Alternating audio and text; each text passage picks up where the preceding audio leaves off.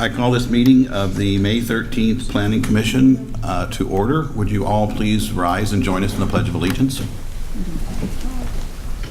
I pledge allegiance to the flag of the United States of America and to the republic for which it stands, one nation, under God, indivisible, with liberty and justice for all.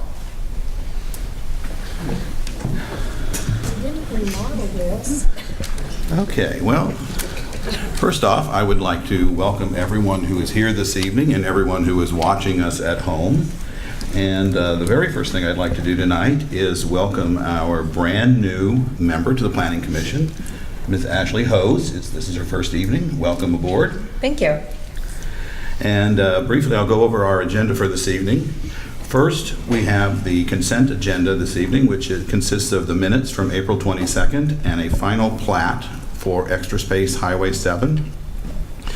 Then we will have a public hearing on Unified Development Code text amendments concerning the use of medical marijuana and the distribution thereof.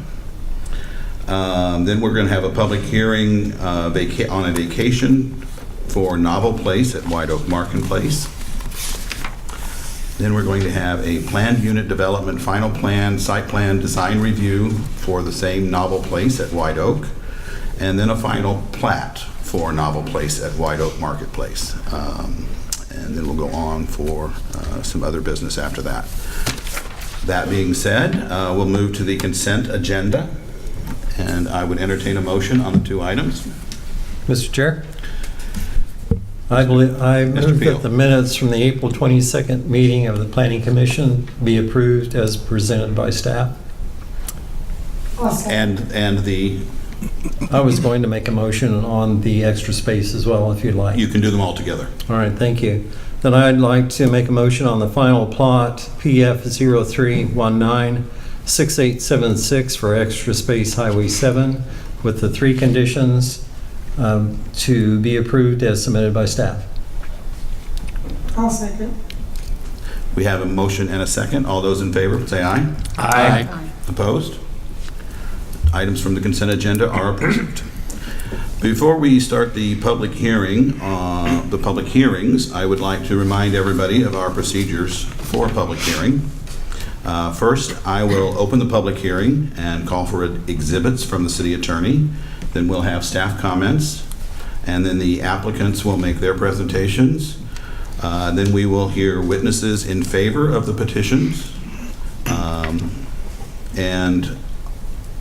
We do ask that everyone hold their comments to no more than 5 minutes. And please do not be repetitive if there's more than one of us who wants to get up and talk about the same thing. Then we'll have witnesses opposed following those same guidelines. Then we'll bring it back up here for questions and general discussion on the record. And then I will close the public hearing and we will make a motion and vote.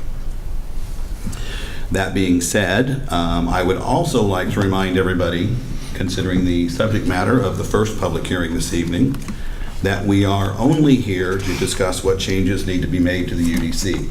We are not here to discuss the merits or the evils of what we're talking about. It's a done deal. The state's already decided that. We're simply here to decide how and where to allow this to happen. So that being said, I will open the public hearing and ask for exhibits from Ms. Summer.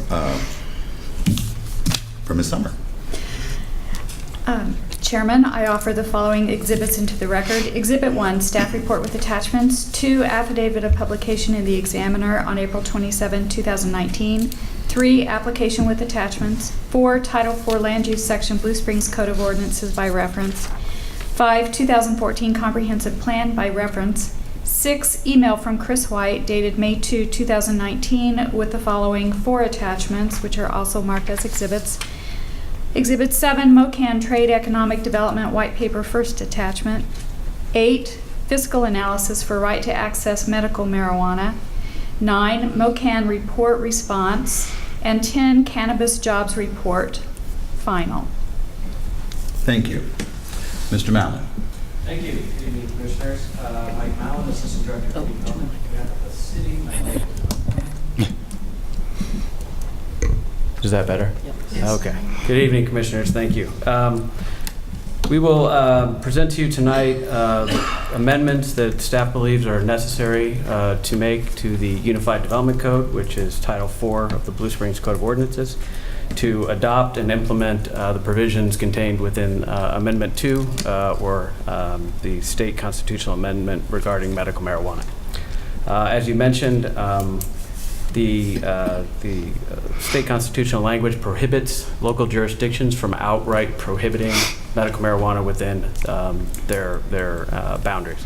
They do allow local governments to regulate the time, place, and manner in which of how those businesses operate. And so we have identified areas within the UDC that we believe are necessary to be amended to allow for this to be these businesses to operate within the city, and we'll present those to you this evening.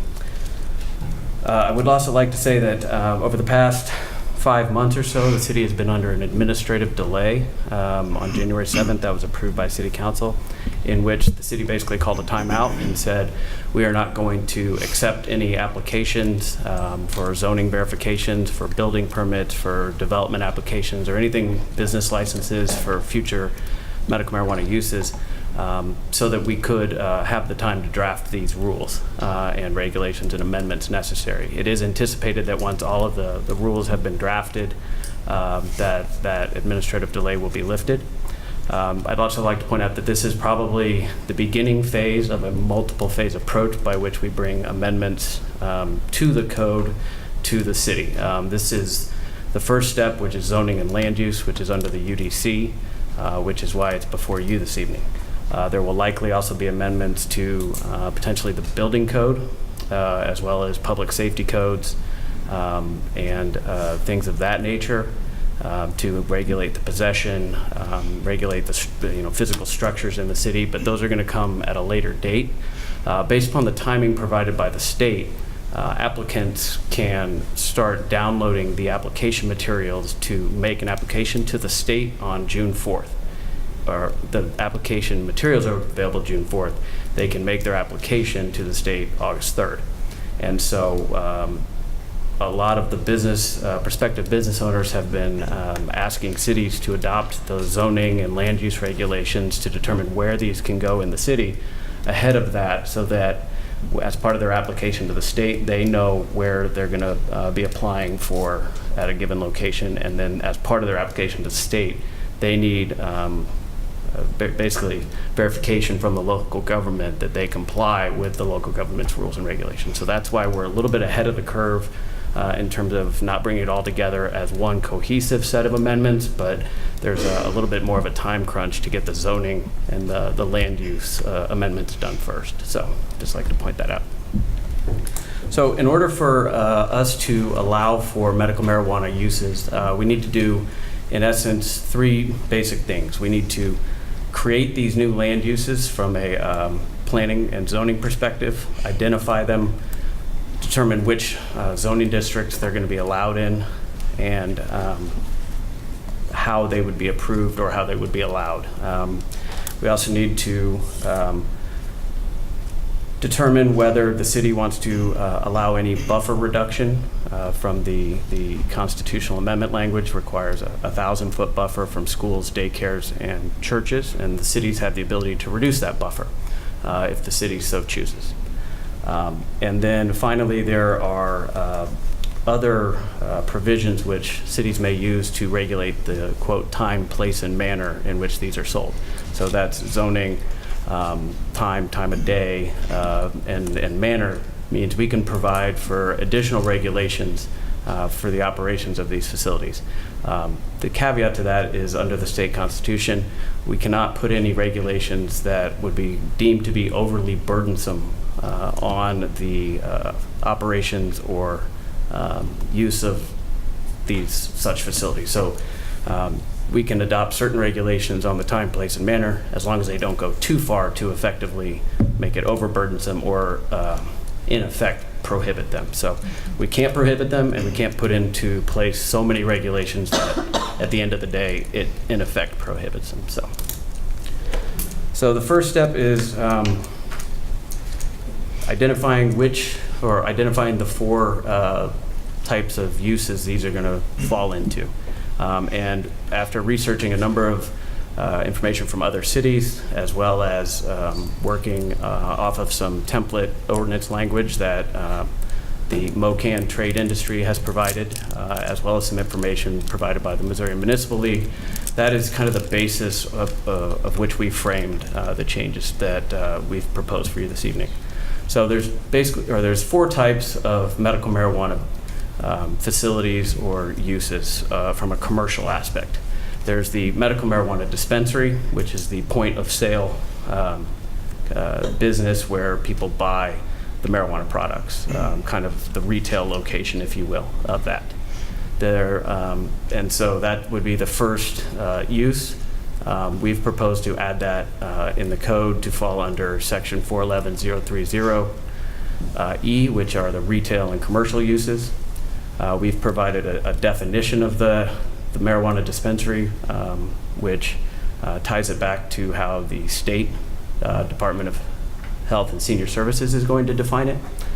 And then we've proposed to allow that as a use by right in the general business and regional commercial zoning districts, which are our two most intense commercial retail zoning districts. The regional commercial zoning district is typically found along Interstate 70 and along the intersections of our major arterial roads with Interstate 70. The general business zone is the zoning district found throughout the city, most commonly along our major arterial streets, so Woods Chapel, 7 Highway, Adams-Dairy Parkway, 40 Highway as well. So those are our two most intense zoning uses for retail uses, and so that's where we proposed the retail portion of these medical marijuana businesses to be in those retail districts. The next one is the medical marijuana infused products manufacturing facility. This is more of a manufacturing use, an industrial use, whereby they take out the chemicals or the oils, the resins. I wish I knew more about the actual process of distilling down. Basically, they distill the THC from the marijuana plants and infuse it into other products, such as edibles, gummies, brownies, cookies, things of that nature, but also into other forms that it can be, then taken by the patients who have the proper medical marijuana identification cards. So that is more of an industrial kind of chemical thing, or chemical activity in nature. The medical marijuana testing facility is a facility where they test for the potency of the marijuana to determine how much THC or chemical or CBD is actually in the product. And so it's a way to test the potency, because the state law requires that each item of medical marijuana sold has to list the potency on it. And so this is a place where they test that. Also testing the food quality of any kind of edible product. So again, more of an industrial manufacturing type use, or kind of a lab use, a laboratory use. And the third is a medical marijuana cultivation facility, which is actual facility where they would grow the plants to be used for point of sale at the dispensary, or transferred to a infused products manufacturing facility, or transported and sold, or somehow given to the testing facility too. So the last three are more of an industrial type business in nature, and so we've proposed to allow those, or to add those as industrial uses under 411030H, the industrial use group. We've provided definitions for all three of those that closely match the state's definition under the Constitution, and we've proposed to allow those in our industrial zoning districts. The industrial zoning districts we have in the city are the light industrial and the heavy industrial. Light industrial is for the lighter manufacturing or assemblage of semi-raw products into kind of a finished form. An example would be Forcia, is a light industrial type use, and it's allowed in the light industrial zone. And so the heavier industrial uses are where you have a little bit higher intensity industrial uses, asphalt plants, things of that nature that have a greater impact on adjacent properties. And so we would allow, or propose to allow those 3 industrial uses in our industrial zones.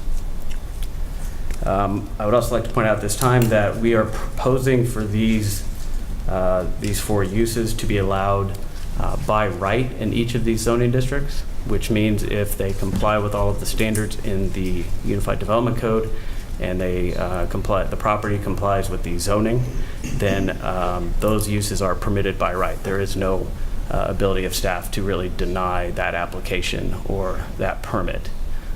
The other option would be to allow those with approval of a conditional use permit.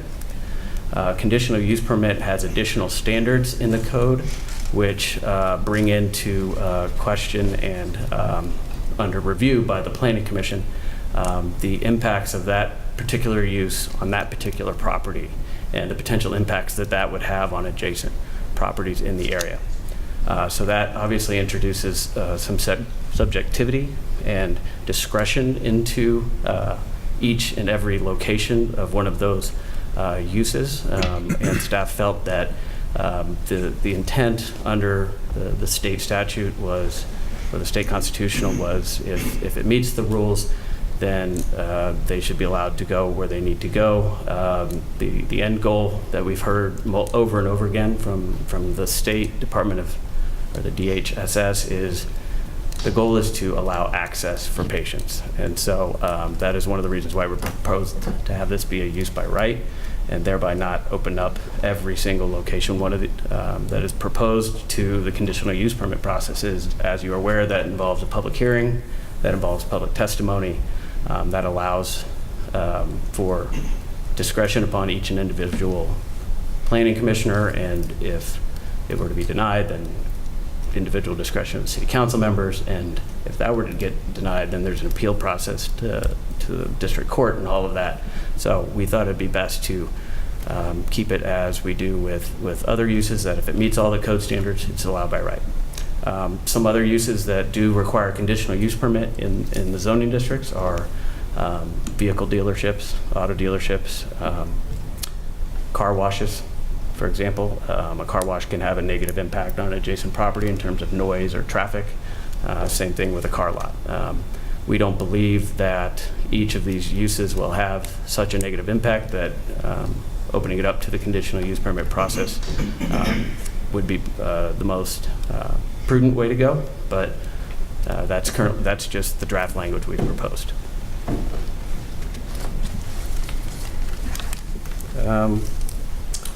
So in order to help the city regulate and provide for the time, place, and manner, as well as alleviate some concerns that neighbors may have or that the city may have in the actual placement of these buildings throughout the city, especially if they are allowed as a use by right, we have proposed to put the additional standards that the city can do under the Constitution, the time, place, and manner. We've proposed to put those under the special use standards in section 05 or 405050. These standards are applicable to each use, no matter if it's allowed by right or if it's allowed by a conditional use permit. So it does, these would apply to any use, no matter where it's located in the city.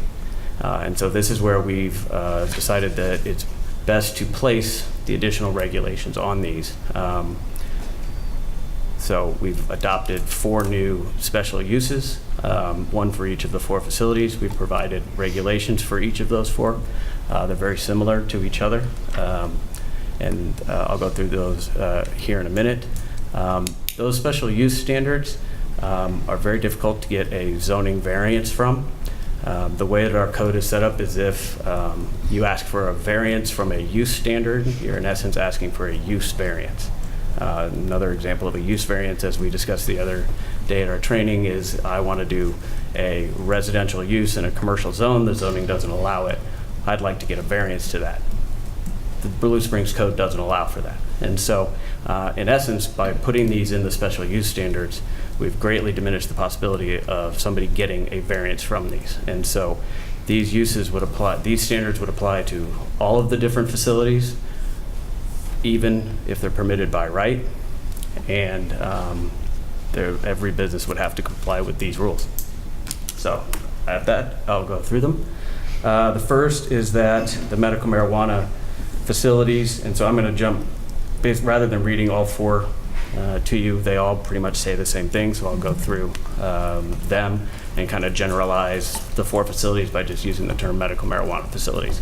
So medical marijuana facilities shall comply with section 407050 of the UDC, which is operation and performance, and that section is the code and is basically applicable to any use in the city, and it says it shall not create any noise pollution, odor, water pollution, air pollution, excessive vibration, things of that nature. It basically says any use in the city has to not have a substantially negative impact on adjacent properties. So that is a section that is already in the code. It applies to every use pretty much in the city, and so we're just making it crystal clear from the beginning that medical marijuana facilities as well would have to comply with that section of the code. The second deals with the buffer requirement. Under the state constitution, no medical marijuana business shall be located within 1,000 feet of a then existing elementary school or secondary school, licensed child daycare center, or a church.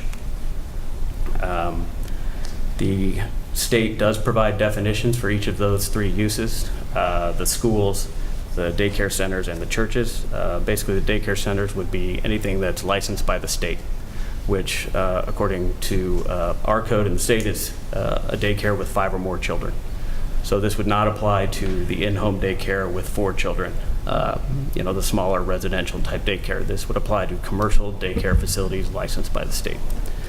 Churches are defined as, under here we've left it up, again, reverting back to the state's definition, so that if for some reason that definition changes, we don't have to update our code, but it basically says a place that is regularly used for religious worship. So that includes churches, synagogues, temples, mosques, all of the different religious facilities, and it includes places where services are regularly held. So if a church has a Sunday service in a park, every once in a while, I don't think that would fall under that provision. But if there is a permanent building being used as a church, and church again being used generically, then that would count.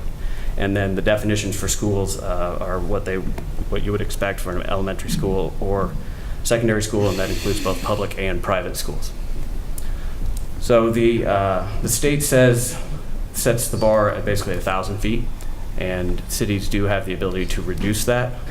Some cities have reduced it down to 200 feet because they looked at separations and buffering on a map and realized that it basically wiped out their whole commercial areas or any place in the city where they could have put one of these medical marijuana uses or an industrial property.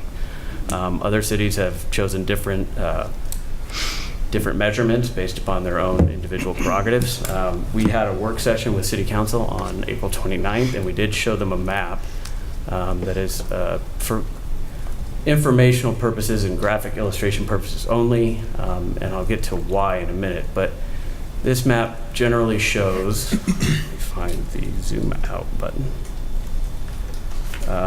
the buffers drawn around the different churches, daycares, and schools that we are aware of or that we have record of.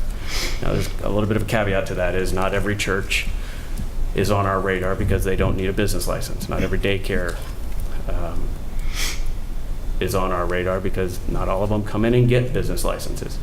And schools, we try our best to maintain an active list of all three of those facilities, but we may not have something that's on record. So this is what we were able to compile to the best of our knowledge. The outer buffer is a blue line, which if I zoom in here, you can see in this instance up here and then down here, that the blue line is the 1,000-foot buffer, and the purple line is a 500-foot buffer. And we chose 500 feet because it's half of 1,000, so it was a good representation of what reducing the buffer would entail in terms of how many properties it would open up. And also, as we discussed at the work session, that is also the same buffer that we have in place for tobacconists and body art services in the code. So it is a buffer that we have other places in the code. So within this map, anything that would fall within this circle would not be open to having a medical marijuana business or a facility, whether it's a dispensary or a cultivation facility, infused products facility, or a testing facility. And so, as you can see, there is quite a bit of a difference between the 1,000-foot buffer and, say, the 500-foot buffer, especially along 7 Highway. The colors of the properties that are highlighted, the parcels, are colored according to the zoning district. So the red is general business zone property. For example, here at 7 and 70, the McDonald's and Andy's and Applebee's. The lighter shade, the pink, is the regional commercial zone. So as you can see, most of that is located along Interstate 70. It's kind of hard to see just because of the colors, but our light industrial map, or light industrial properties, are shaded light gray, and the bulk of those are along the 40 Highway corridor, especially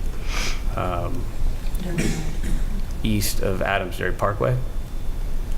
In this region over here, here's Adamsbury Parkway. So on the east and west sides of Adamsbury Parkway are light industrially zoned, which is the light gray, and heavy industrial is this slightly darker gray.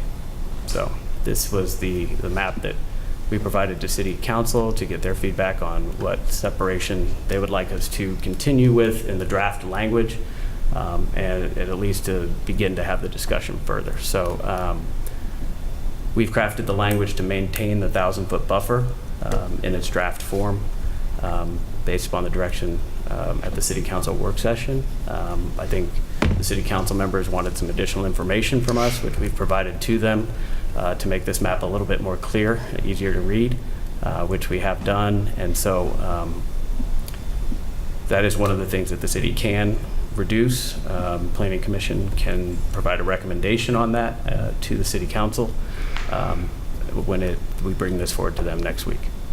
So before I get off of the map and jump back to the document language, is there any questions on this map or how to read the map or anything of that nature? I just have a question in regard to the buffer requirements. Is it the state constitution that doesn't allow for the inclusion of parks and residential areas like some of our other buffer requirements include? That's a good question. The state constitutional language only included secondary schools, elementary schools, churches, and daycares.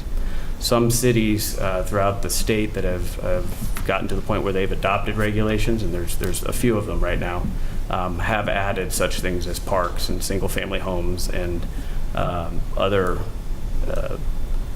zoning districts or land areas where that city felt it would be important to have that buffer. Whether or not that stands up a legal challenge at the end of the day will probably be decided by the courts, but we're not there at this time. Okay. So the state constitution only identified those three. But we're not necessarily prohibited from including them if we wanted to? That would probably be a legal question. We would be doing something in addition to what the state constitution says we can. I'm just more curious because we have other, I'll say, sensitive types of businesses in the city, and Right. the separation buffer requirements are a lot more stricter than what we're looking at for this type of business. They are, and one of the reasons why we've probably been able to do that is because the state didn't have a constitutional amendment stating what the buffer could be. So we were able, as a home rule city, to impose whatever buffer we felt was appropriate for those land uses. The fact that the state has come out and provided a buffer and said it's only for these three, churches, schools, and daycares, I don't know how successful it would be if the city were to adopt something that would be to schools or parks or single-family homes or things of that nature. I just don't know. Mr. Mallon, if I could interrupt for just a second. We need to mark this map as Exhibit 11. Absolutely. Does anyone else have a question at this point? Yes, Ms. Fairbanks? I have a question, Mr. Mallon, on, it looks like there's a light industrial at 40 Highway and 7 Highway, Yes. similar to where the Verdad storage area and the tidal wave area is. Yes. So since that Clark's Tools was purchased and is being demolished, hypothetically, could you have a medical marijuana facility in that second tier? Of uses as you were to head west on kind of 40 Highway to the west of that. Right, According the to... west and the north, yeah. Yes, according, I keep hitting the wrong button, I apologize here. We move back to the hand. Yes, those would fall out of the buffers here. Okay. In this region here. Some of those are zoned, most of those are zoned general business, and we do have some regional commercial here, but some of these, or most of these are already all developed. So that's another caveat with this map. There's two caveats that I'd like to point out. One is that we only highlighted the zoning districts. We did not take into account which properties have already been developed and which ones have not. And so obviously at this intersection of 70 or 40 Highway and 7 Highway, this property here on the northeast corner is developed with Hy-Vee Shopping Center. So, and as a frame of reference, that light industrial there is the Fike. Yes. Yeah. This is Fike here, and then these are some of the other light industrial businesses we have on the west side of 10th Street. But then on the South Avenue, there by where the post office is, is that light industrial there? It is, even right in though this- there are duplexes there?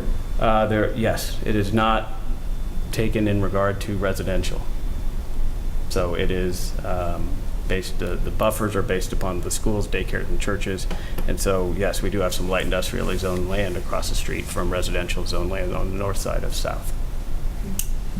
The other caveat is that this map is drawn, the buffers are drawn based upon the buffer requirements. And the buffer requirements are for a freestanding facility, it's measured from the closest edge of the freestanding medical marijuana facility to the closest property line of one of the churches, daycares, or schools. And as it is currently drafted in the state rules, it's as a person would walk. It's not a straight line or as, quote unquote, the crow would fly. And so this map is not meant to be an exact representation of each property that is or may not be in play, if you will. It's just to kind of give a general sense of the difference between what a 1,000-foot buffer may look like and a 500-foot buffer. Trying to draw a map for each property as a person would walk is extremely difficult to do because it takes into account sidewalks, crosswalks. You're not allowed to cut through or jaywalk across the street or cut through a parking lot or trespass against private property. So it's as a person would reasonably walk along public rights of way or access easements or things of that nature. And so that's a very difficult map to draw. So we've put that caveat on there that any of these maps that we've produced shouldn't be used to determine which properties are absolutely in and absolutely out. It's more of just a representation to show if you reduce that buffer, how many more properties become available potentially for that use. What about along AA Highway? Can you show that? Along this region, we don't have a whole lot of industrial or commercially zoned land, so that's why the properties are not colored. And so this is a map that we've obviously cleaned up since then because the buffer lines are a little thick and hard to read. But Yeah. so, getting back to the language as it's currently proposed, staff is maintaining that 1,000-foot separation. As I mentioned, in the case of a freestanding facility, the distance is measured between the facility and the school, daycare, or church, measured from the external wall of the facility that is closest in proximity to the school, and from that closest structural point to the property line. In the case of a facility that is part of a larger structure, say a tenant within a shopping center or a tenant within an industrial building, it's measured from the front entrance or the entrance that's closest to the church daycare. So it's not the building, because the building, that tenant space may be in the middle of the building. And so it's to the entrance of that facility to the property line. Again, under number 3, that the measurements shall be made along the shortest path between the demarcation points that can be traveled by foot. Staff has included in here provisions that say the outdoor operations or storage of medical marijuana facilities or accessory to that are prohibited. Storage of materials, products, or equipment shall be within a fully enclosed building. No outdoor operations or storage shall be permitted. On-site usage is prohibited. So basically no marijuana may be smoked, ingested, or otherwise consumed on the premise of a medical marijuana facility. So similar to a liquor store. Under the city code of ordinances, generally speaking, you're not allowed to drink the beer that you buy at the liquor store. The idea is buy it, take it home. We have enacted hours of operation that the city feels are appropriate, which would limit the ability of these facilities to be open between only 8 a.m. and 8 p.m. There's a requirement that the display of licenses are required. Residential dwelling units are prohibited so that no medical marijuana business shall be located in a building that contains a residence. And these are the medical marijuana businesses. And so these provisions in the code are only looking at the commercial aspects of the medical marijuana industry. We're not talking about the home grow or home cultivation aspects of the constitutional amendment. That is likely one of the next planning sessions or next set of code amendments that we bring forward to you. Ventilation is required to help combat the odor impacts on adjacent properties. A site plan review will be required as part of each application or verification that is submitted to city staff. We're still in the process of determining how we're going to vet every potential business prospect and what the process will be by which they come to the city to get their required verification that they're going to meet all of the city's rules and regulations before they submit to the state. So we're trying to figure out the best way to do that to make it easier on staff from a timing standpoint, but also take into account and recognize that the applicants are going to want that done in a timely manner. So we don't have something that takes 3 or 4 weeks in order to get them an answer. And so we're still trying to come up with that at this point, but the general requirement is that every potential medical marijuana business will be required to provide some sort of site plan or ALTA survey or improvement location certificate or some means by which they are providing to the city the measurement and the distances. So we're putting the burden back onto those businesses for them to show us through a licensed surveyor or an engineer that can seal a site plan or a plot plan or something of that nature that they meet the distance requirements. Our GIS capabilities and GIS graphic mapping, interactive mapping, it's just good enough to give us a good idea, but property lines are imaginary lines drawn on the ground. And oftentimes our parcel line data that's in our GIS mapping is often off by a foot or two. And so we simply don't have the ability, technology-wise, to quickly and easily verify that. And so we feel that the burden should be back on the applicant. Again, as kind of getting into this theme of trying not to put too many additional regulations on medical marijuana businesses that we don't already have for other businesses. Every time that we get a business in the city that has to go through the site planning process, we're requiring basically a surveyed site plan. Every single family house that gets built provides a plot plan that's sealed by a surveyor that identifies the building setbacks. When we get site plans for a new restaurant or anything like that, they have to provide a sealed site plan showing the distances to all of the property lines. And so we don't believe it's too big of an extra burden to put on to the businesses. We do recognize there will be additional cost that may not have been expected, but they will have to hire a surveyor that shows that they meet that distance requirement. And again, we're still working through the process of how we're going to verify that. But if it's close, maybe within a threshold of 15, 20 feet, then maybe on those special cases, the city will go out and field verify. But we haven't gotten to that point yet. So also under that provision, so in essence, the medical marijuana business wanting to go into an existing space would follow the provisions that are currently existing in our code. If it's just a tenant finish in an inline shopping center, then that would typically only require a building permit. Then that's all they would be required to go through from a site plan approval process. If it is a new building, for example, and it's under a certain size or on under a certain size building or on a certain size parcel that's small enough, then there is the provision for an administrative site plan approval process. If it's a larger building or on a larger property or meets the other criteria that require a public hearing, then it would need to go through that public hearing. So we're not making them do anything that's different than what a nail salon or a hair salon needs to do.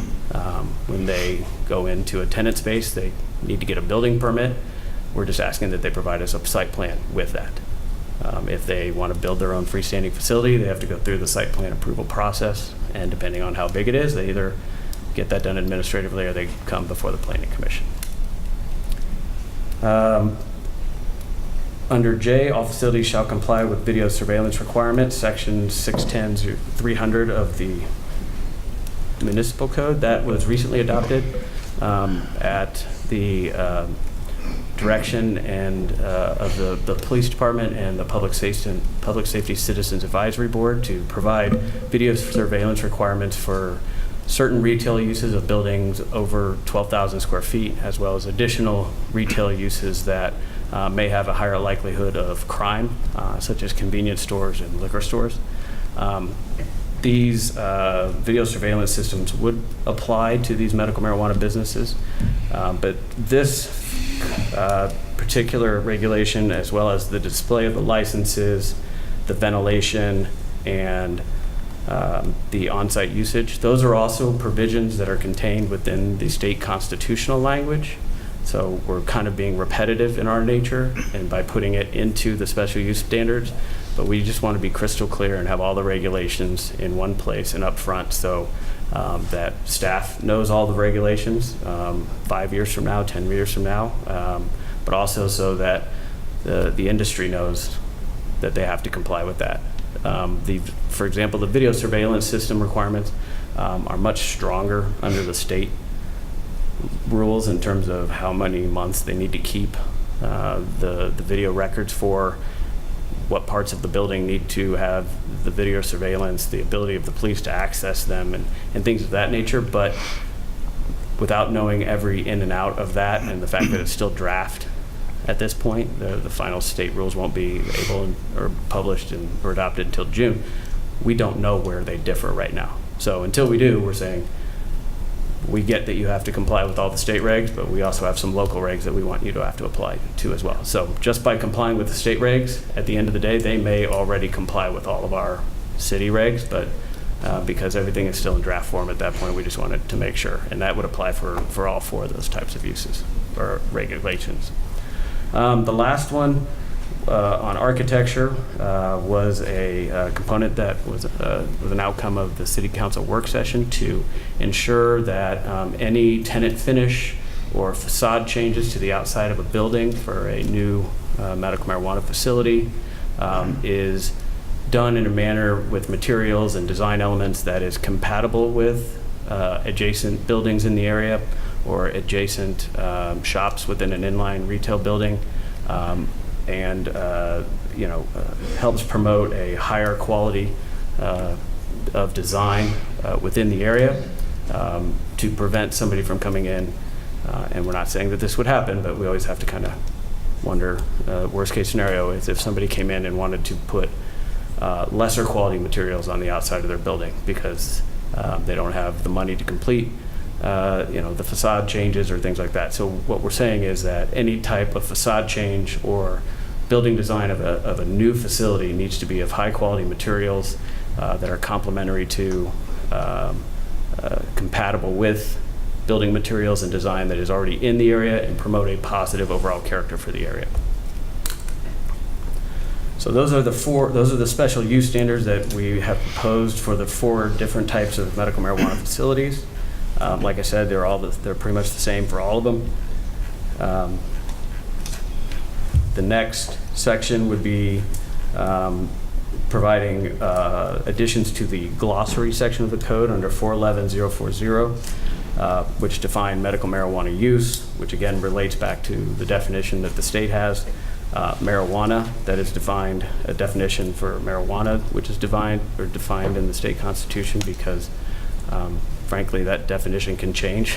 And so we wanted to not have to get into a interpretation of what is and is not marijuana. We're just going to say if it qualifies as marijuana under the state, then it qualifies as marijuana under our regulations, and we go from there. Similarly to the marijuana infused products. So the final 2 sections would be an amendment to the Adams Dairy Parkway overlay. Currently, the Adams Dairy Parkway Overlay District has a use table within it, which lists certain uses that were deemed to be appropriate for the Adams Dairy Parkway Overlay Zone. And in addition, it said that all of those uses are to be approved through a conditional use permit. It identified certain retail uses like restaurants, things of that nature as conditional use permits. And it further said that any industrial use that is allowed in the light industrial zoning district under the normal code use table is automatically a conditional use permit in the Adams Dairy Parkway. So following our recommendation under previously in the use table by making these all uses that are allowed by right, we've proposed to exempt the medical marijuana facilities from those conditional use permit requirements identified in the Adams Dairy Parkway overlay zone, so that if a business wanted to locate in that zone, they would be allowed to do that by right and wouldn't have to follow the conditional use permit process. And they would follow the zoning district, the underlying zoning district regulations for those. The last section is regards to the Downtown Development Code. The Downtown Development Code also provides a list of specific usage which are permitted or allowed within the downtown zone. And the way our code reads is that if it's not listed as a use in either our main portion of our UDC or in the Adams Dairy Parkway UDC, or in this case, the Downtown Development Code, if it's not listed, it's not allowed. And so in order for us to allow like a medical marijuana dispensary, which we've proposed, we have to specifically identify that that's one of the businesses that would be allowed in the downtown zoning district. So that would be an addition to that section of the code. That is, or those are all of the different regulations that we feel are necessary at this time. Again, these were drafted based upon research from other cities, input from the Missouri Municipal League, input from the MoCan Trade Association, input from the state draft rules, and input from City Council at the work session. The state draft rules at this point are just that, they are drafts. They're continuing to be updated, which is kind of frustrating when you're trying to adopt these regulations. But we feel that they perhaps will not be substantially or materially updated to the point where we would be in conflict with any of those. But if we are, then we would simply have to come back through, and if our ordinance was in some way in conflict with those, then we would have to bring forward an amendment back through the Planning Commission and City Council to reflect those kind of adoptions. But the way our schedule lays out is the draft rules aren't due to the public and to be adopted by the state until June 4th. Our next council meeting after that would be June 17th. That really doesn't give proposed applicants enough time to get property under control, to compile their applications, and to get that everything bundled up, get our approvals of whatever they may need in order to get their application into the state by August 3rd. And so we felt it was important to bring forward these zoning and land use regulations now rather than waiting another month. So with that, I'd be happy to answer any questions. Oh, I would like to point out that the Development Advisory Commission did meet on this on May 2nd to discuss a proposed amendment, and they voted unanimously to recommend approval of the proposed UDC changes as written with no changes. So, again. Thank you, Mr. Mallon. I'd like to thank the staff for the extensive work apparently that was done on this. It looks like you've done a very thorough job. Are there any questions for the staff? Start with. Yeah. Just curious, does the state constitution not allow for the imposition of minimum distance requirements between facilities like we require of other businesses?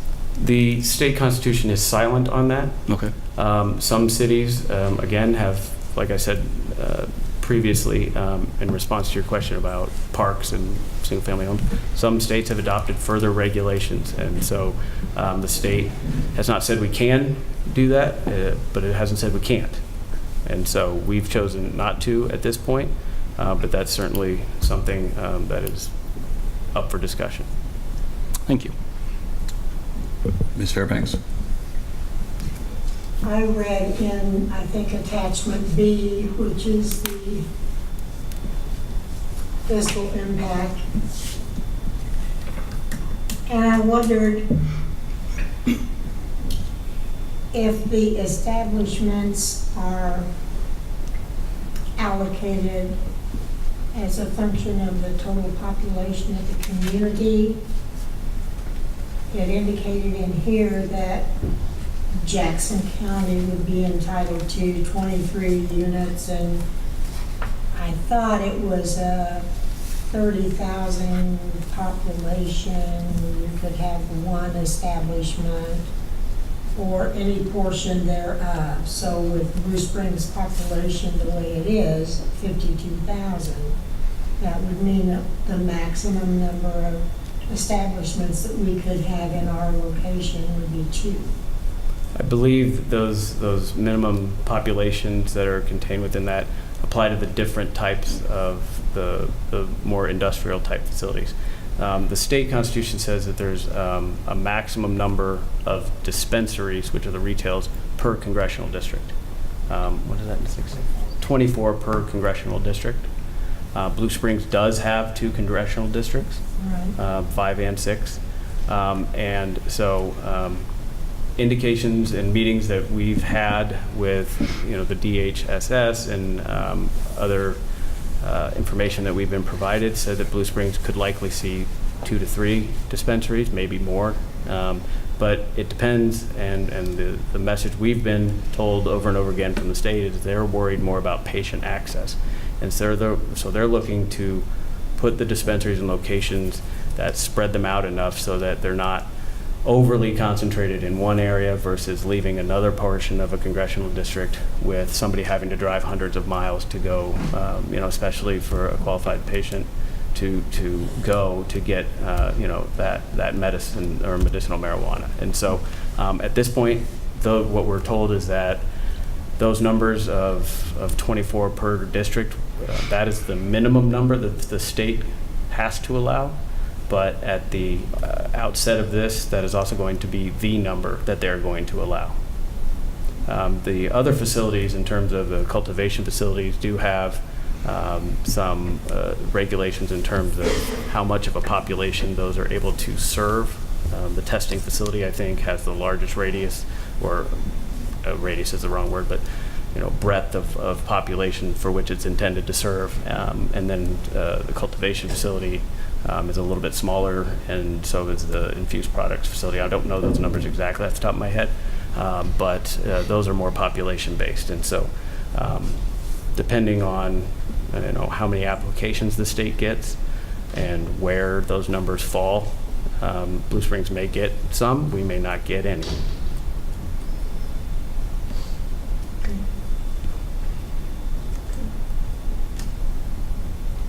they may redistrict the congressional districts, you don't know. That is always a possibility, yes. But the amendment language actually states that it's based upon the congressional district boundaries at the time that the constitutional amendment went into effect.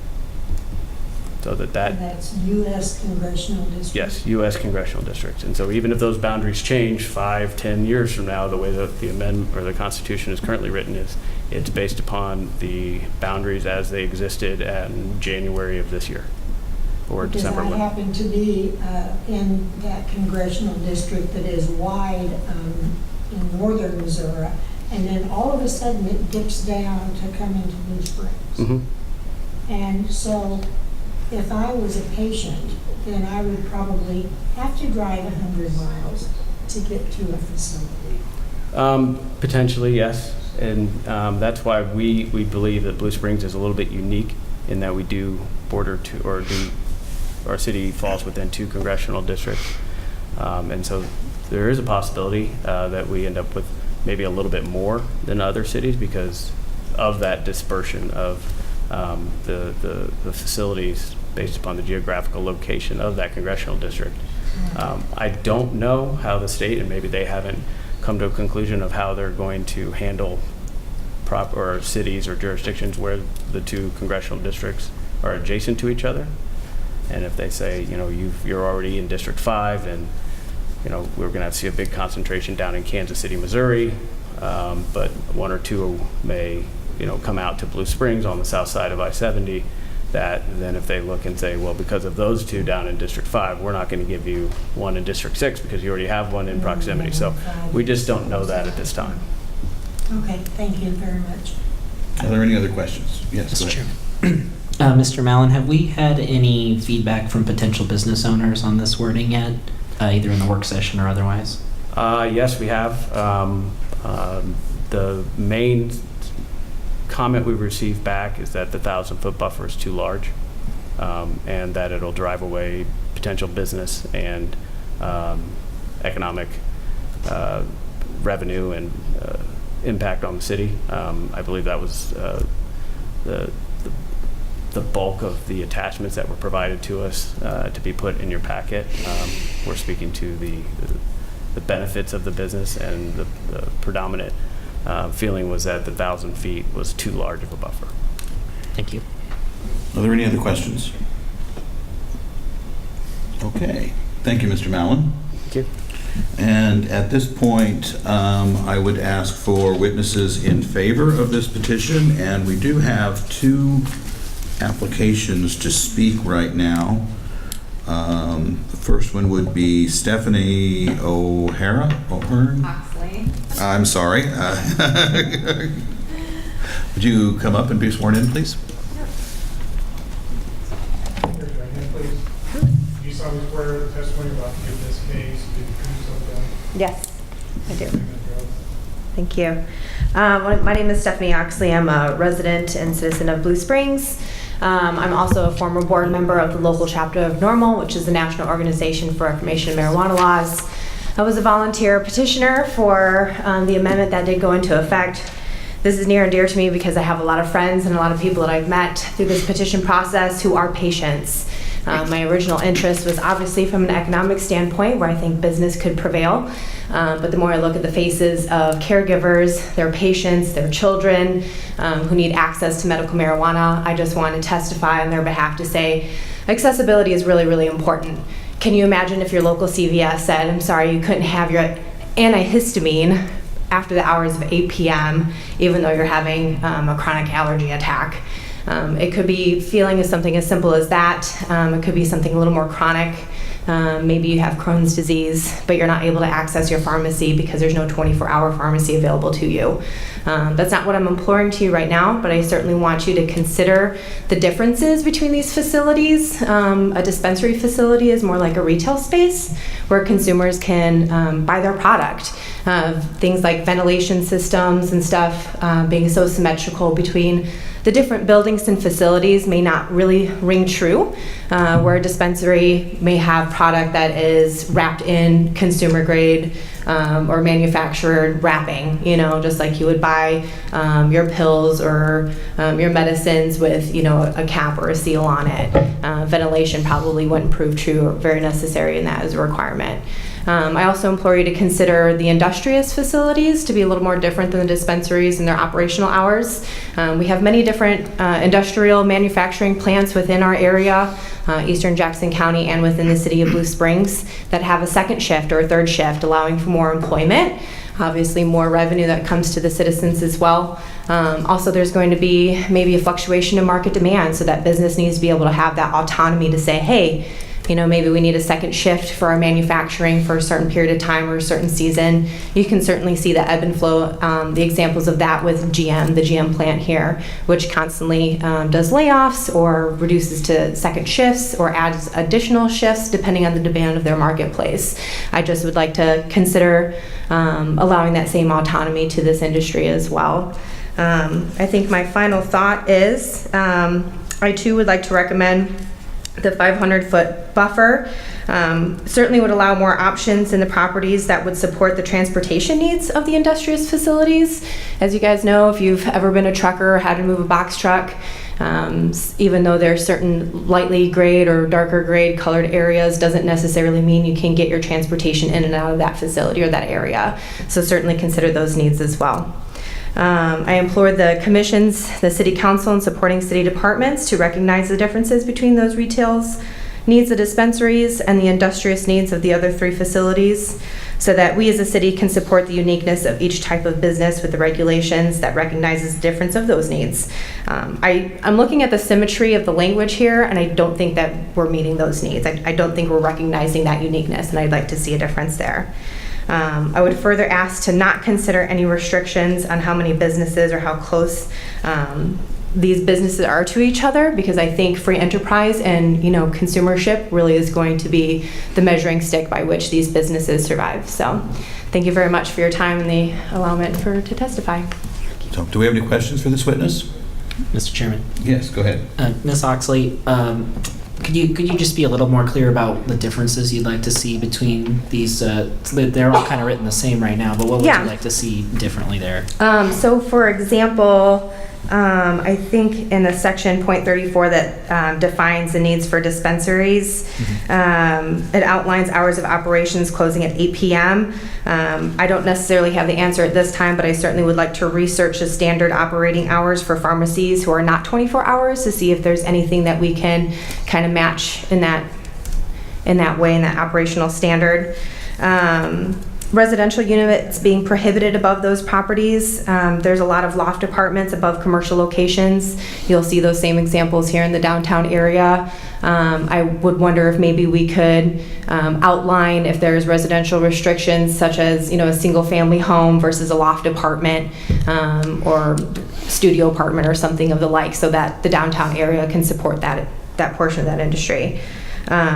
I talked about the ventilation requirements. Again, I'll highlight the fact that most products for retail purchase are exchanged in manufacturer's packaging, usually reducing the emissions, the odor, whatever you would want to call it, with the only exception of perhaps being a test unit or, like you would see a pump of lotion at CVS, that you're buying there.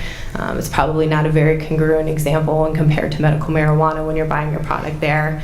But I can certainly see that as an example you would see in other areas that have dispensaries where you can test your product before you buy the manufactured product in the manufacturing packaging. Does that clarify your question there? Yeah, thank you. Okay, thank you. Any other questions?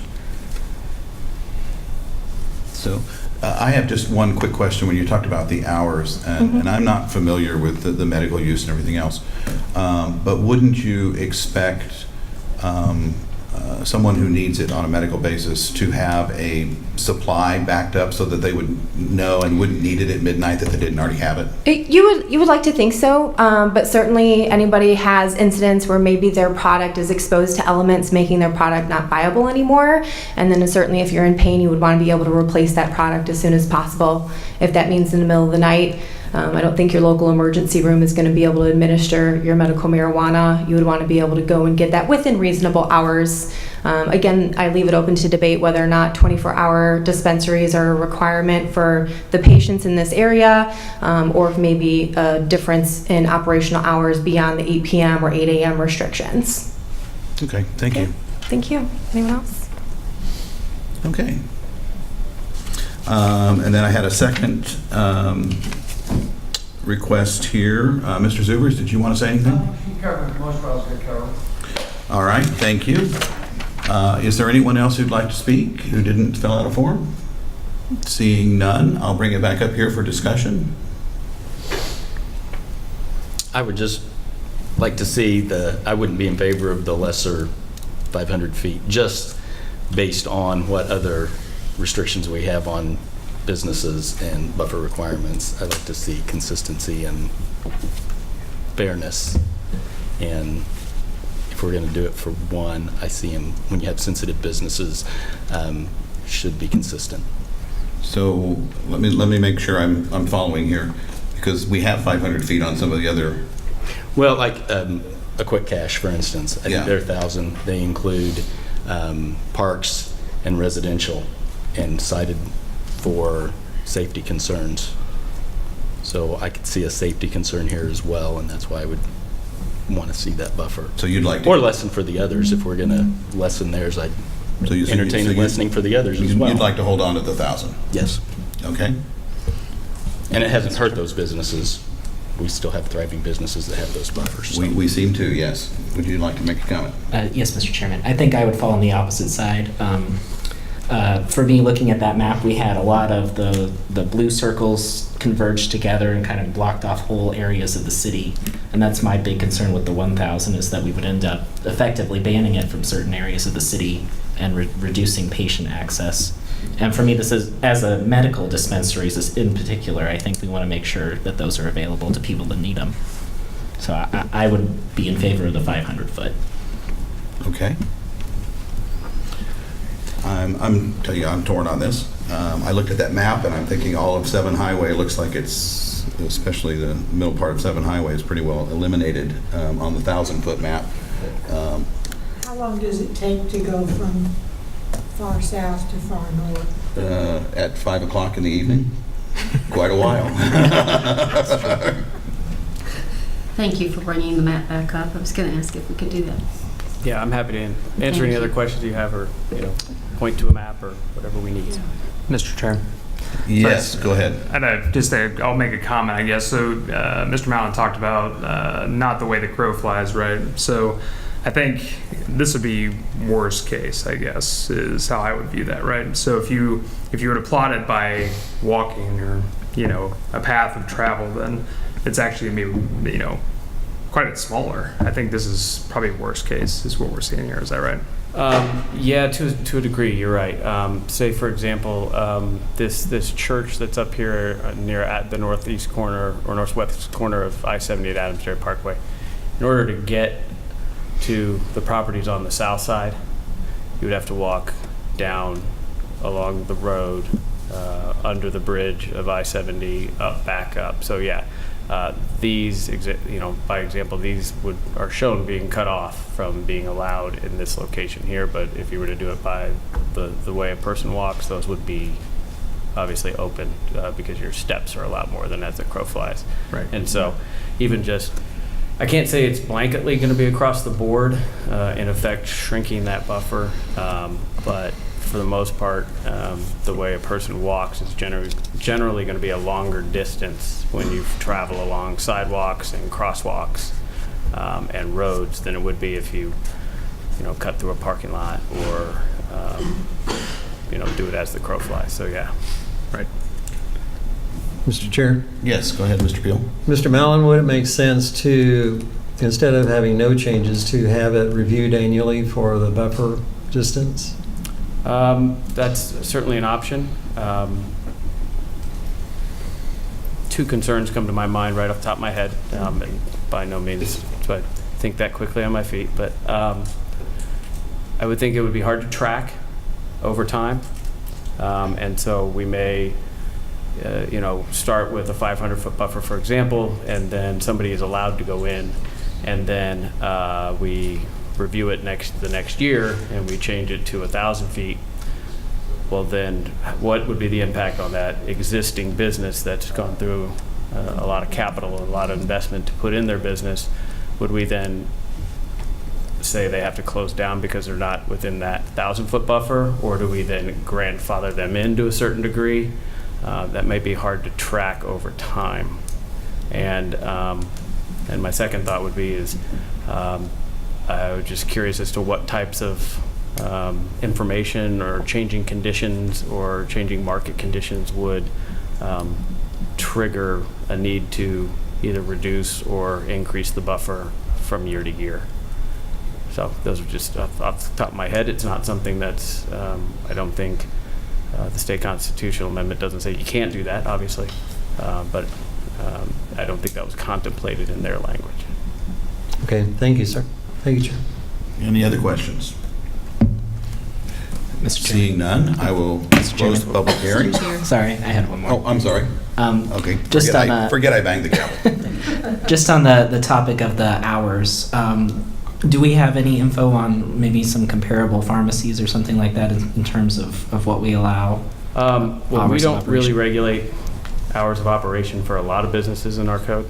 Are there any others that we do regulate? Not off the top of my head. Matt, can you think of any for check cashing or payday loan or tobacconist? Just a quick Google search showed that CVS Pharmacy, Hy-Vee Pharmacy, Walgreens, they close generally between 9 and 10, or 8 and 9, kind of in that ballpark. Some are open. Some close at 8. Some are open at 9. I think it depends also maybe on the location as to where they are and how much demand they frankly see past a certain amount of time. But those were kind of the hours that just a quick Google Maps search produced. So if it's not something that we're currently doing anywhere else, I don't know that I would want to see that additional It restriction. does, here. and I'm speaking off the top of my head here with not checking anything, but it does seem like we restrict some hours on some car repair and things like Yes. that. Do we? Because of noise. I can look it up real quick. I don't, Noise and lights. as much Noise as I and wish lights. I did, I don't have the code memorized, but let me pull it up here real quick. So it's not totally unprecedented for us to set some hours. But if we're not doing it for any of these other more sensitive businesses, I don't know that I would want to see it here either, unless we're going to add those to those other businesses as well. Bear with me 1 second here. The latest adoption we did, which was in May or February of 18, which included the tobacconist and body art services.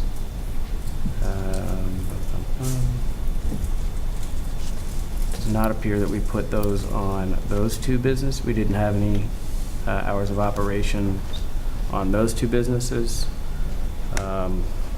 Other uses, let me see here, special use standards. I know we've had some on some of the automobile repair places because they specifically said we won't be in operation after 6 o'clock, so there won't Yeah. be any headlights Yes. going into the neighborhood. Yeah, So I know that we've restricted those. Right, specifically under service station, automotive, and vehicle repair limited. There's a statement that says if the applicant intends to remain open for business past 10 p.m., the city may require that the buffer type to be located between the business and any residentially zoned property shall be a buffer D, which includes additional provisions for more landscaping and things of that nature. And also, if the site cannot be screened from residential property, such that vehicle headlights will not shine directly to residential property, the hours of operation may be restricted to preclude the hours of operation between the hours of 10 p.m. and 6 a.m. So that is one of the examples that we have in the code. Are there any other comments or questions? Yes. I'd like to keep the 1,000-foot buffer because it can't be consumed on premises, but who's to say someone won't consume it at the light as soon as they get done? And just for safety reasons, I'd like to keep the 1,000-foot buffer. Okay. Any more comments or questions? If you look at this map on the regional commercial, because I think we're addressing basically the retail function, you've got one spot on the west, you've got one spot on the east, and then you've got spots down on the south. So the only area that seems to be compromised is by Adams Dairy Parkway and I-70. But I see plenty of other opportunities for retail establishments on the west, on the east, and on the south. Mr. Chair, Yes. I see that as well. I see lots of opportunity here. I don't see, and you had mentioned 2 or 3, possibly. I see plenty of room in here for 2 or 3. And those numbers are based upon what we've been told. Yes. We could get 6, I don't know, but yeah. Yeah, I see plenty of opportunity. Mr. Chair? Yes. I'd like to Mr. add Peel. too, though, is that I think the businesses are looking for an already in place building, if you will, to move into instead of building a brand new building for these kind of operations. They're kind of limited in that perspective, is how many in-use buildings will there be where they can move into. So, it's a very difficult issue because we're impacting so many different things, tax revenue from sales, employee jobs, all kinds of things on this particular note. So this is a very difficult issue. I agree. Any other comments? I'm going to try again. I close the public hearing. And I would entertain a motion on the UDC amendments. Mr. Chairman? Yes, sir. I don't have the number in front of me, but I'd like to move that we approve of the UDC amendments with some changes. The first being the removal of the time hours of operation restrictions, and then the second being to reduce the buffer from 1,000 feet to 500 feet for all of the 4 categories. Okay, I have a motion. Do I have a second?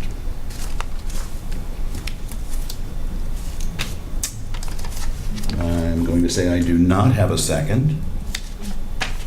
And therefore, that motion, correct me if I'm getting my Robert's rules incorrect here, that motion dies for lack of a second. Correct. Would anyone like to make another motion? Mr. Chair? Mr. Peel. I move that UDC T04196911 be approved as submitted by staff. I'll second it. I have a motion and a second. Could we have a roll call vote, please? Planning Commissioner Veal, Aye. Commissioner Cradoff, Aye. Commissioner Casey, No. Commissioner Graham, Aye. Commissioner Fairbanks, Aye. Commissioner Peel, Aye. Commissioner Sanderson, Aye. Commissioner Stokenberry, Aye. Commissioner Hose, Aye. and Vice Chair Phillips. Aye. Okay. So that motion carries, and those recommendations will go to the City Council on May 20th, and that meeting is at 6 p.m. And that will also be another public hearing where everyone will have the opportunity to speak to the council. We move on to item number 3, which is the public hearing and vacation of Novel Place. We're also, staff is also going to present the planned unit development final plan and the final plat at the same time. But only the vacation is part of the public hearing. So I will open the public hearing and ask for exhibits from the city attorney. Mr. Chairman, for the vacation hearing, VAC 03196847, I offer the following exhibits into the record. Exhibit 1, staff report with attachments. 2, affidavit of publication in the Examiner on March 23, 2019. 3, application with attachments. 4, 185-foot notification map. 5, names and addresses of property owners within 185 feet of the site. 6, copy of the letter sent to said property owners. 7, Title IV Land Use Section, Blue Springs Code of Ordinances by reference, and 8, 2014 Comprehensive Plan by reference. Thank you, Ms. Summers. And Mr. Wright, All right, looks like we're up to you. All right, thank you, Vice Chairman Phillips. Before this evening are 3 requests related to Novel Place at White Oak Marketplace, which is a proposed 134-unit independent living apartment development located 230 feet south of Southwest Sunset Avenue and west of Price Chopper at White Oak Marketplace, covering 5.46 acres. The first request is for the vacation of existing water line easements that are on the subject property. The water line easements were dedicated, there's actually 3 different sections, dedicated to the city in 1966 and again in 1977. The water lines have been removed and are no longer needed for the development. Any new easements that are needed to serve the new development will be dedicated on the final plat. The second request is for a PUD final plan and site plan design review for the development. The rezoning to MF18 PUD, which is high density multifamily PUD, and the PUD concept plan for the 134 unit development was approved by the City Council on May 6th. The submitted plans for approval are in substantial compliance with the approved PUD concept plan. The development does meet all required development standards for a mid-rise apartment building type with the modifications that were approved as part of the PUD concept plan. The upper left-hand corner of the exhibit on the screen does show the larger White Oak Marketplace development, which does show the subject property at that location, and then access is provided from Southwest Sunset Avenue as well as 7 Highway through existing access drives that were installed as part of the Price Chopper development. And those access drives were recorded with the White Oak Marketplace final plat in 2016. There's also pedestrian access from the existing White Oak Marketplace development, and the site does meet, internally, it does meet all of the pedestrian access requirements by code to building entrances as well as in the parking lot areas. A reduction in the required parking spaces was reduced by the PUD concept plan from 197 spaces to 149 spaces. However, as mentioned, as part of the concept plan, there is capacity for the additional 48 spaces should they be needed in the future. The applicant, as part of the PUD concept plan, did justify that by the median age of residents, the fact that most of the units, even if they are 2-bedroom, will be single occupancy, and then also transportation is provided for certain services to residents, reducing the reliance on personal automobile at the facility.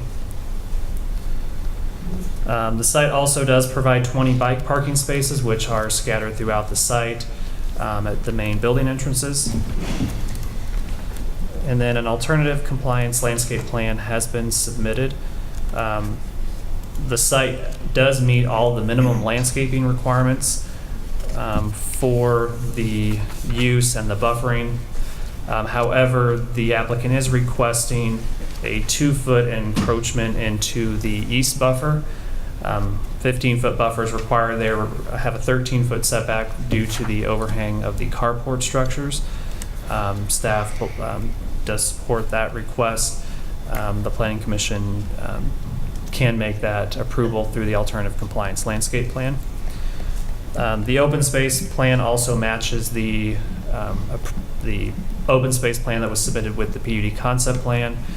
They do have 2 courtyards on either side of the main corridor. The courtyards will have several outdoor amenities, game areas, seating areas, as well as covered structures for outdoor entertainment. And then they will have a larger pocket park on the south side of the parking lot. And then lastly, the building design does meet the minimum, meets the residential design standards. And I do apologize that did not make it into the packet. However, there were no substantial changes from what was reviewed as part of the PUD concept plan. The site does, or the overall building design does include variations in massing, building projections, roof lines, materials, and other architectural details.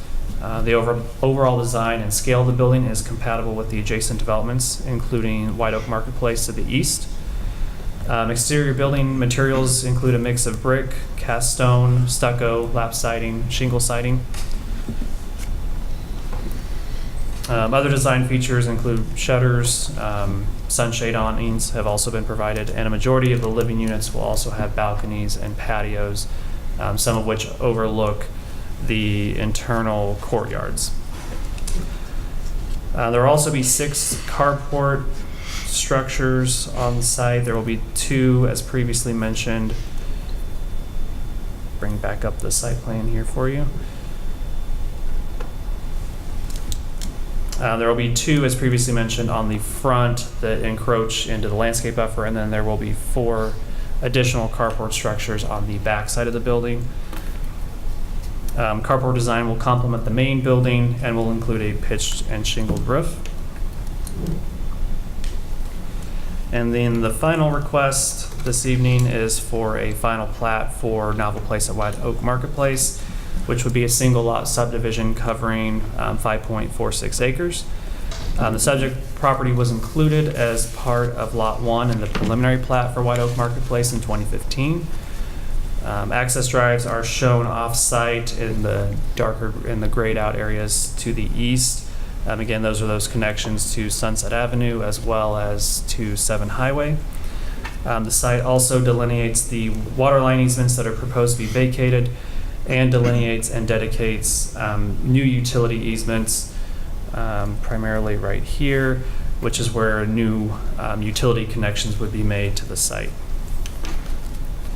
The final plat must be approved and recorded prior to the issuance of any building permits for the proposed development. Staff does recommend approval of the water line easement vacation with 2 conditions: approval of the PUD final plan and site plan design review with 8 conditions, and approval of the final plat with 2 conditions. And I will stand for any questions. Are there any questions for staff? Mr. Chair? Mr. Peel? Mr. Wright, I'm glad to see that the carports having a pitched roof instead of what had been proposed before. Thank you. Thank you, Chair. Anything else for staff? Okay. Seeing none, would the applicant like to come forward? Wait a minute, Mr. Oh, Chair. I'm sorry. Ms. Fairbanks, I'm sorry, I didn't see you. I'm sorry. Mr. Wright, I was wondering, I thought there was a second fire hydrant that the fire department was requiring, and I didn't see a second location for a utility easement. Fire hydrants are typically on the private water lines, if I'm not mistaken. So those would be reviewed at the building permit stage and not at the final plan stage.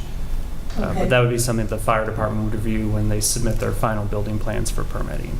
Okay, so when you circle these utility easements down here, the easement, Yeah, that is just the connection for the public water and sewer. Once they're on site, any other connections to the building are private utilities. So, I mean, it's still public water, but it's specifically serving their site only. So those are not required to be in a public utility easement. okay. I thought all fire hydrants were public. I must be wrong. Yeah. If they're in the right of way, they would. That would serve any need along that right of way. But if it's on site, that fire hydrant the purpose of that fire hydrant would just be for that building and not for the remainder of the surrounding developments. They would each have their own hydrants Okay, to so serve. if Price Chopper had a fire, they wouldn't come and use this person's fire hydrant. No, because I believe they have their own fire hydrants on their site. So. Thank you. Any other questions? All right, thank you, Mr. Wright. Now would the applicant like to come forward and be sworn in? Good evening. So it's for a customer about to give this case, you appear I do. My name is Rich Wood from the Polsonelli Law Firm. Pleasure to be here. I thank you for the time. We need your address as well, please. I'm sorry, 900 West 48th Place, Kansas City, Missouri. Thank you. I have with me Justin Bridges from David Architecture and also Jeff Berg from Colliers International. We'll be available for any questions. We all thoroughly reviewed staff's report. We appreciate the thoroughness of them and the recommendations. We are in full support of those reports, all the recommendations that staff has made to you, and we ask that all 3 applications be approved. And Commissioner Fairbanks, I think Justin Bridges has maybe a little bit more information on the fire hydrants. Okay, thank you. Sounds sort of testimony about giving this case to the truth. I do. My name is Justin Bridges. I'm with Davidson Architecture and Engineering, 4301 Indian Creek Parkway, Overland Park, Kansas. In response to your question about the existing fire hydrants and the new proposed fire hydrants, there are 3 existing ones that are on the west side of Price Chopper that are all on those existing easements. We're proposing 2 more that would be on the west side of our building. So those are common use. If the fire department if there is a fire at either one, they would use any fire hydrant they have access to fight that fire typically. Okay, but there's 3 on the west side of Price Chopper. Mm-hmm. You're going to put 2 on the west side of your building. Right. So they could go to it from Mm-hmm. either direction. Correct. Thank you for that clarification. Okay. Did you have anything else that you wanted to add? No, sir. Do we have any questions for the applicant or comments? And this is strictly on the public hearing concerning the vacation, so Oh, not on the vacation. not on the vacation. We should keep that in the public hearing, and we'll address the other ones after the public hearing's closed. Okay. Is there anyone else in the audience who would like to speak in favor or in opposition to this vacation petition? Seeing none, bring it up here for staff or for comments on the record. Mr. Chair, Mr. Peel. I'd like to ask staff if there were any oppositional letters that were sent. No, sir. Thank you. Thank you, Chair. Okay, anyone else? I will close the public hearing, and we will now deal only with the vacation element, and I would entertain a motion on the vacation. Mr. Chair, Mr. Peel. I move that vacation VAC 03196847 with the 2 conditions be approved as submitted by staff. I'll second. I have a motion and a second. Would have a roll call vote, please. Planning Commissioner Cradoff? Aye. Commissioner Casey? Aye. Commissioner Graham? Aye. Commissioner Fairbanks? Aye. Commissioner Peel? Aye. Commissioner Sanderson? Aye. Commissioner Stokenberry? Aye. Commissioner Hose? Aye. Commissioner Veal? Aye. Vice Chair Billups? Aye. Okay, that motion has been approved and will be recommended to council again on May 20th at 6 p.m. And now we will move to the planned unit development, final plan, site plan, and I would ask if there are any questions or comments that we have for the applicant concerning those issues as well.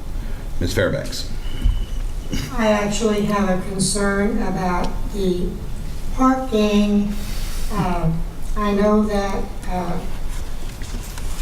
I know that you have concierge services coming in, and I know that they have vehicles.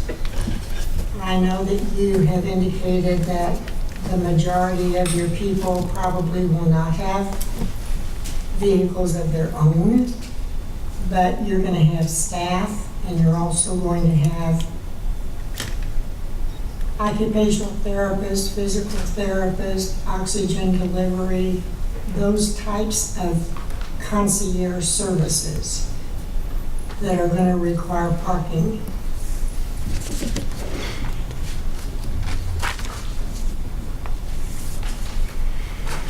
Anybody? And you don't have to be sworn in this time. You can. Okay. We would like your name and address, but you don't Thank have to you. be sworn Jeff Berg with Colliers International, 4520 Main Street, Suite 1000, Kansas City, Missouri. Thank you. Thank you for your concerns. Based on a previous experience, you are correct. We do have visitors. For these guests, we have service providers.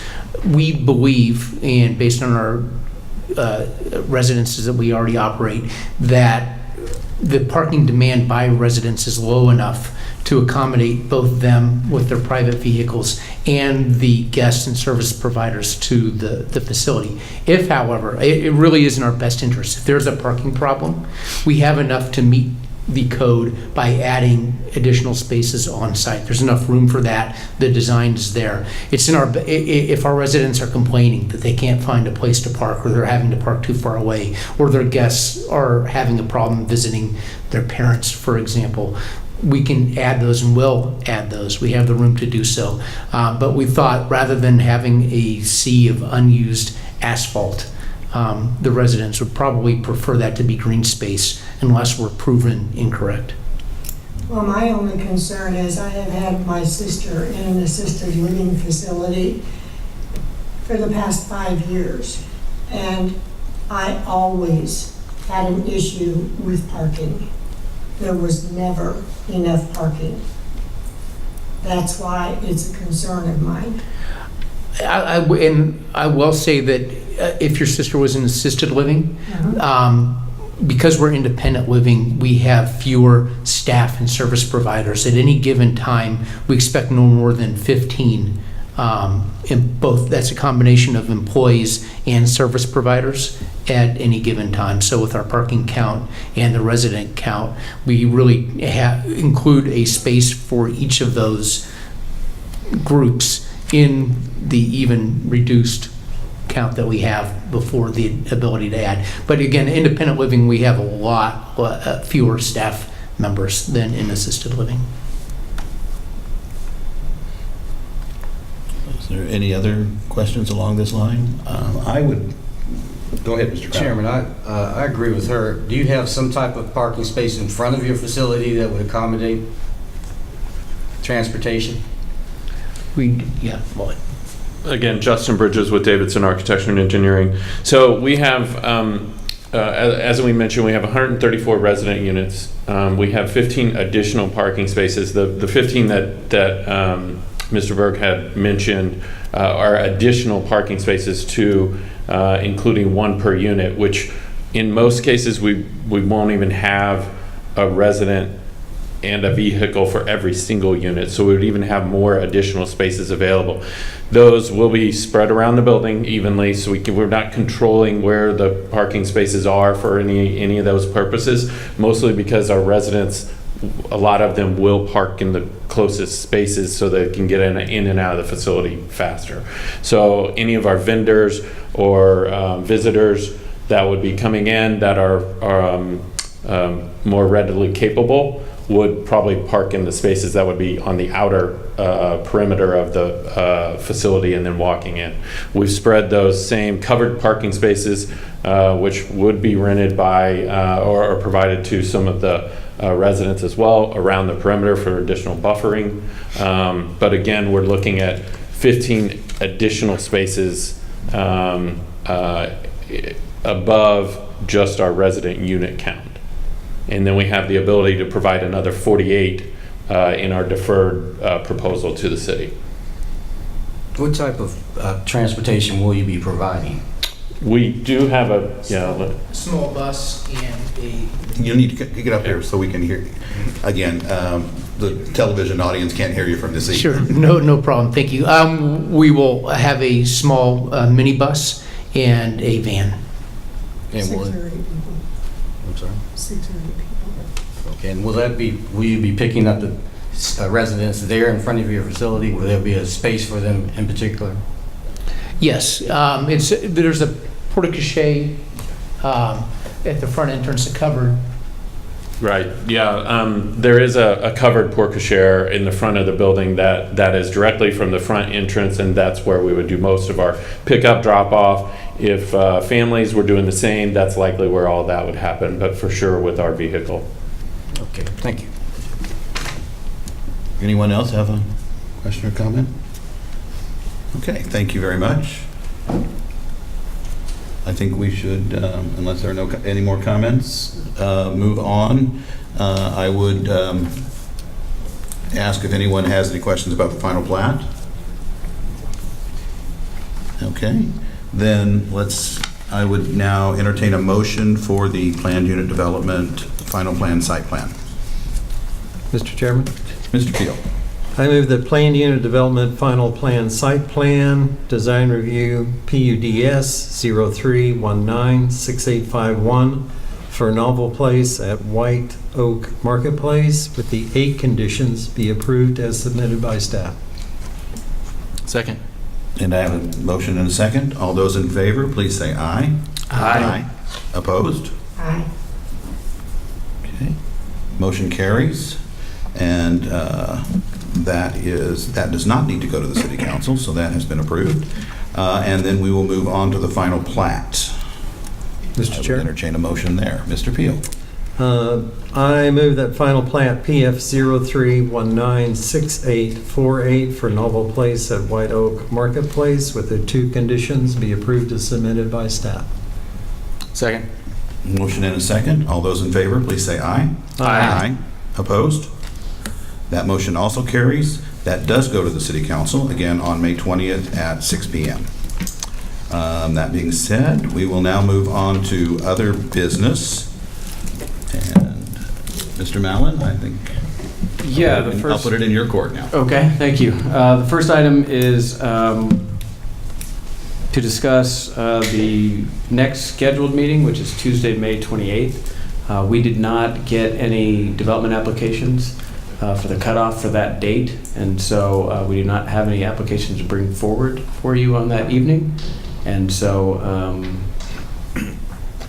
not sure we have anything to provide you for that evening, so wondering if the Planning Commission would like to continue to have that meeting as scheduled and provide us a topic to discuss, or if you would like to cancel the meeting. Would anyone like to make a motion? I would move to cancel that meeting. Everybody in unison. I need a second. Second. I have a motion. Second.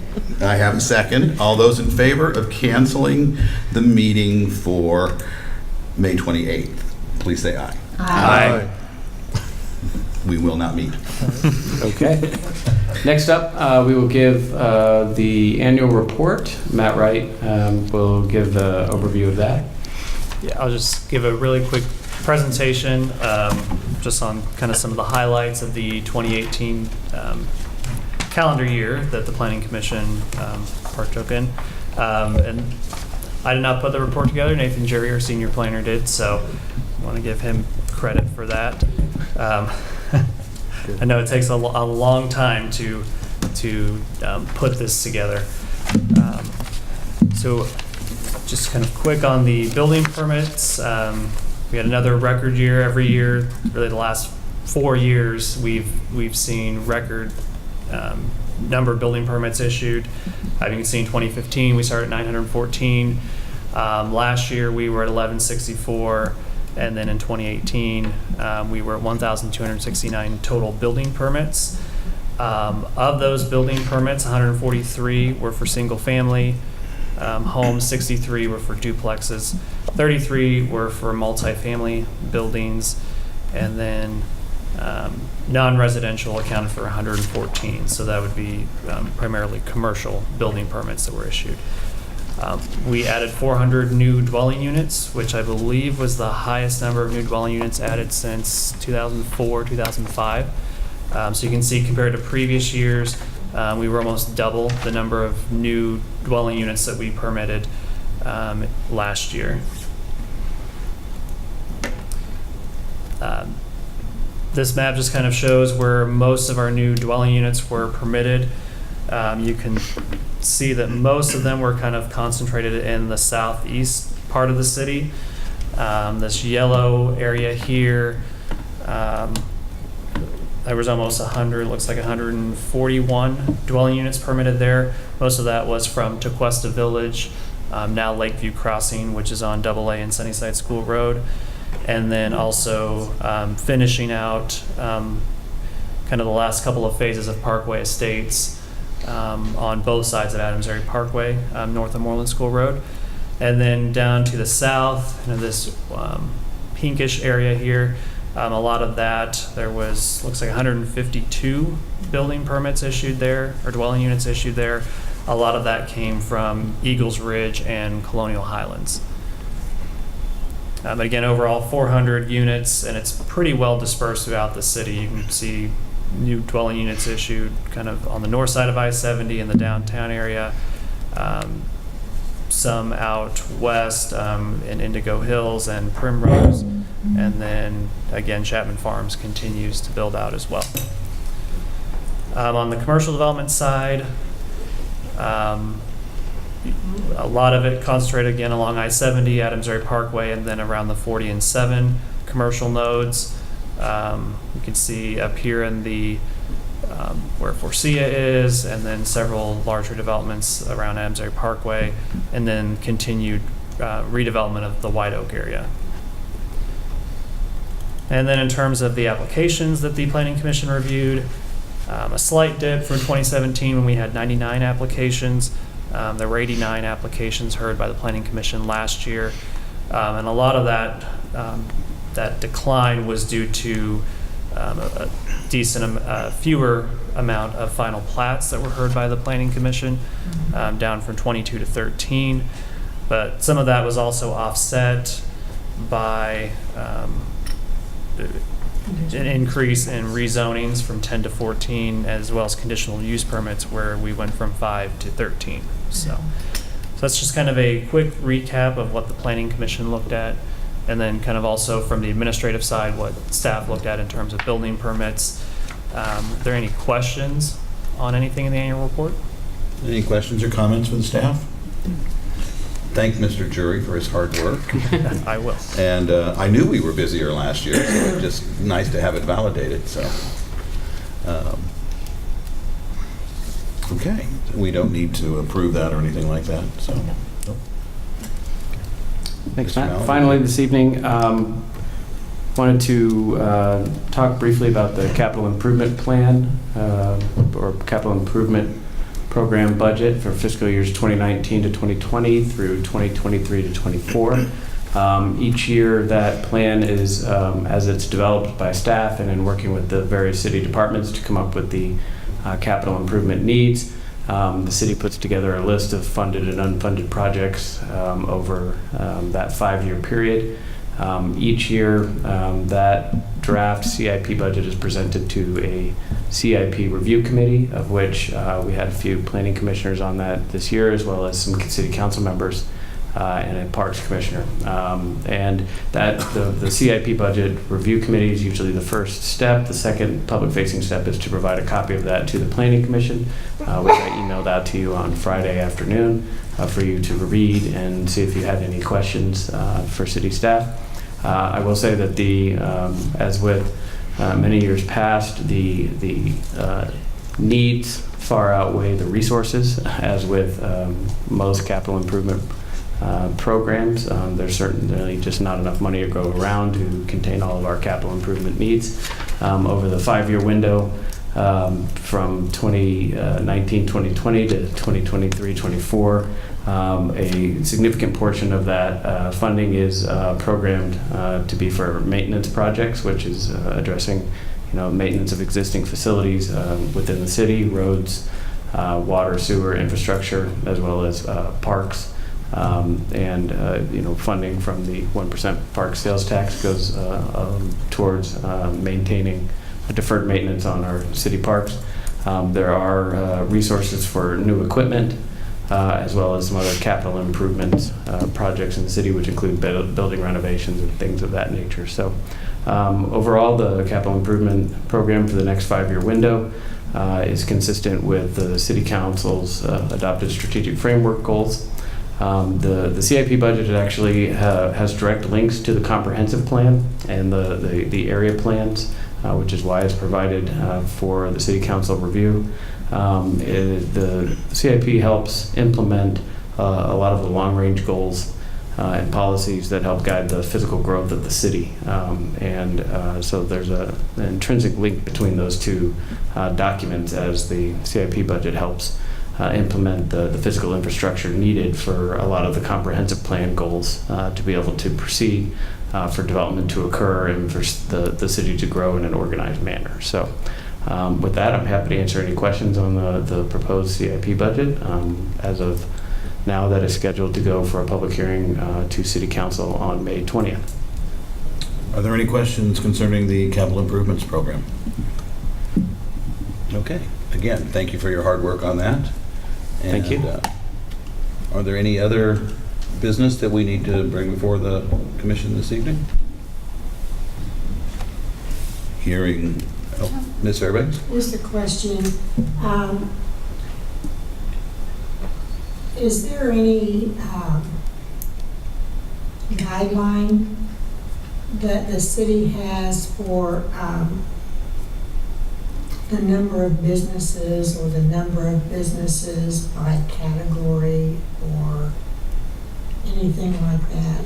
Only in those two sensitive divisions that we've put together for payday loans and tobacconists. The only place that we limit the number and type of business that can occur in the city. Okay. There's a cigar store at Mock and 7 Highway. And it's my understanding that there is a room or a lounge area where they can smoke their tobacco. I believe that's allowed by code. Yeah. So I guess I thought it was interesting that the medical marijuana is not allowed. I think the difference there is medicinal versus pleasure. Okay. All right, because I thought, wait a minute, we've already got this one cigar place that I know. Yeah, I think that's the distinction there. Okay, thank you for the clarification. You're welcome. Staff, care to comment or agree with me, or? Yeah, no, I would agree with that. Coming from Colorado, where I spent the last many number of years, that was a big discussion point of how to allow for the public consumption of marijuana and private consumption within, equate it to like a hookah bar or hookah lounge or something like that. But to be honest, those discussions didn't happen until after marijuana was approved as a recreational, on a recreational basis, when it was under the medical provisions, as it was for a number of years. They did not allow for the on-site consumption of it as well at that time under those. And so it really wasn't until the state switched over to the recreational use of marijuana that started to see the businesses wanting to have smoking rooms or abilities to do that. And so I think that's tied more to the recreational use of it. So I would agree that because it's a medical connotation and description of those uses is why you don't see the provisions for that. Yeah. If and when recreational comes to play, then we'll have that discussion. Yes, if and when that happens, we will be back with a brand new set of rules and regulations. Probably lots of more discussion. Yes. Any other comments or anything for the? Yes, Mr. Brown. To Commissioner Fairbanks' question about, is there a limit on how many businesses we can have in our city? Has anybody thought about some of those issues? I heard of a case today in California where they had 20, I think it was dollar stores in the city, and it was taken away from businesses, other Walmarts and other stores in the area. So they had legislation passed that they could only have 10 stores there. So they limited. So is anybody ever thought about that issue? If that I think that falls under a free enterprise problem, and I'm not sure. California is a whole different animal. I know we talked about quick trips in our area, and but I think I think you would definitely run some kind of a risk of lawsuits for restricting free enterprise if you started to do things like that. If you put a limitation on it. And I wouldn't want to get in the middle of it. Anything else? If not, I would entertain a motion to adjourn. So moved. Not all at once. So moved. Second. A motion and a second. All in favor, say aye. Aye. We are adjourned.